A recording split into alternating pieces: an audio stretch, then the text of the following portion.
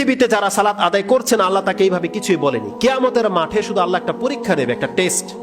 আল্লাহ কি বলেছে কোরআনে সূরা আল কালাম, তাতে আল্লাহ সুবহানাহু ওয়া তাআলা বলেছেন, ইয়াউমা ইউকশাফু আন সাকিন ওয়া ইউদাউনা ইলা সুজুদি ফালা ইস্তাতিউন।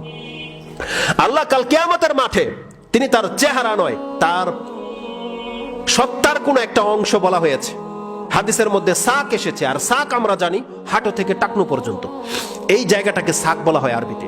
যেই অর্থটা আপনি পেয়ে যাবেন সূরা নাহলে, বিলকিস রানীর যে ঘটনা রয়েছে, যে সুলাইমান আলাইহিস সালামের কাছে যখন তিনি আসতে গিয়েছিলেন তখন তিনি তার পায়ের গোছা পর্যন্ত কাপড় উঠিয়েছিলেন পানি মনে করে, ওখানে সাক শব্দটা রয়েছে। তাহলে সাক হচ্ছে পায়ের হাঁটু থেকে এই টাকনু পর্যন্ত, এই অংশটাকে সাক বলা হয়। আর আল্লাহ বলছেন কিয়ামতের মাঠে ইয়াউমা ইউকশাফু আন সাক, সাককে উন্মুক্ত করে দেওয়া হবে, পায়ের গোছাকে উন্মুক্ত করে দেওয়া হবে। ওয়া ইউদাউনা ইলা সুজুদি ফালা ইস্তাতিউন।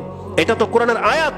বুখারীর মুসলিমের মধ্যে সে হাদিসটা নেক্সট খুতবায় আমি আপনাদের কাছে উল্লেখ করব, সেই সময় সেই দৃশ্যটা কেমন হবে। আল্লাহ সুবহানাহু ওয়া তাআলা বলছেন, ইউদাউনা ইলা সুজুদি ফালা ইস্তাতিউন, তারা আমাকে সিজদা করতে পারবে না।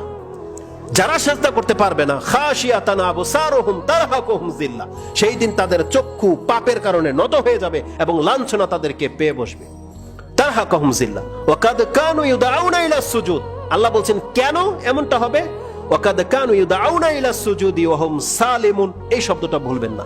আল্লাহ সুবহানাহু ওয়া তাআলা বলছেন এই জমিনে তাদেরকে সিজদা করার জন্য ডাকা হয়েছিল, ওয়া হুম সালিমুন, তারা ছিল নিরাপদ, তারা ছিল সুস্থ, তারা ছিল অভাবমুক্ত, নামাজ পড়া লাগবে না এমন কোনো বাহানা তাদের ছিল না। তারা সমস্ত উযর থেকে মুক্ত ছিল, তার নিরাপত্তা ছিল, তার সুস্থতা ছিল, তার পোশাক ছিল, পবিত্রতা অর্জন করার মতো তার ব্যবস্থা ছিল, তার জায়গা ছিল, সবকিছু তার অনুকূলে ছিল, কিন্তু সে সালাত আদায় করেনি। আজকে সে আমাকে দেখে নেওয়ার পরে সে আমাকে সিজদা করতে পারবে না। প্রথম কথা হচ্ছে বেনামাজে আল্লাহকে দেখতে পাবে না, আল্লাহ শুধু তার পায়ের কিছু অংশ দেখিয়ে দিবে, যেমনটা এই কোরআনের আয়াতে আছে। বেনামাজে কোনোদিন আল্লাহকে দেখতে পাবে না, সে যতই নিজেকে মুসলিম দাবি করুক। এই আয়াত এবং এই হাদিস আমাদেরকে প্রমাণ করে যে বেনামাজি মুসলিম নয়, কারণ কিয়ামতের মাঠে একজন বড় খুনি, বড় পাপী আল্লাহকে দেখতে পাবে যদি সে মুসলিম হয়। কিন্তু আল্লাহ সুবহানাহু ওয়া তাআলা এখানে বেনামাজিদেরকে পৃথক করার জন্য তার চেহারা নয়, তার পায়ের কিছু অংশ উন্মুক্ত করে দিয়ে সালাতের জন্য ডাকবে, সিজদা করার জন্য ডাকবে। আল্লাহ বলছেন ফালা ইস্তাতিউন, সে সিজদা করতে পারবে না। আল্লাহ সুবহানাহু ওয়া তাআলা এই ভাইদেরকে এই অবস্থা থেকে মুক্ত হয়ে আসার তাদেরকে যেন তৌফিক দান করে।